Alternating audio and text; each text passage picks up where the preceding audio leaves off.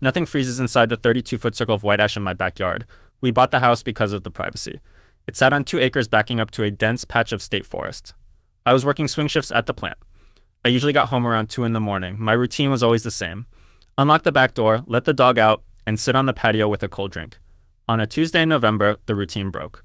I opened the sliding glass door for Mac, our golden retriever. He usually bolted straight for the tree line to chase rabbits. That night, he stopped dead on the rubber mat. He let out a low growl, tucked his tail, and backed into the kitchen. I stepped out onto the wood deck to see what had spooked him. The air felt wrong. It was heavy, like the massive pressure drop right before a tornado. The crickets were completely silent. I looked out at the lawn. The empty space above the grass was warping. It looked like a massive liquid lens bending the pine trees behind it. The distortion formed a towering, perfect cylinder stretching up into the pitch-black sky.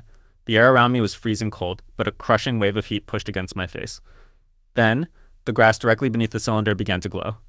It was not a beam of light shining down. The lawn itself was lighting up from the inside out like a massive electric stove coil. A perfect ring of soil and grass turned violently bright orange, then blistering white. It was completely silent. There was no fire, no smoke, just a deafening absence of sound. I squeezed my eyes shut against the blinding glare. When I opened them a second later, the distortion was just gone. The yard was pitch black again. I stayed awake in the living room until sunrise. At first light, I walked out to the edge of the property. The surrounding trees were completely untouched. But right in the center of the lawn, the grass was just missing. It was replaced by a pale, chalky powder. I paced the edge of it. It was a perfect circle, exactly 32 feet across. I bent down to touch the powder.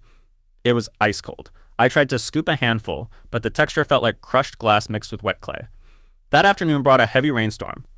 I watched from the kitchen window. The rain did not soak into the circle. It beaded up on the surface and rolled off like water on a freshly waxed car.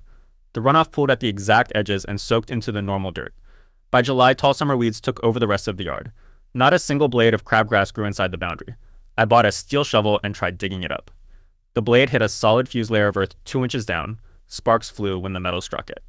I paid a private soil inspector to come take a look.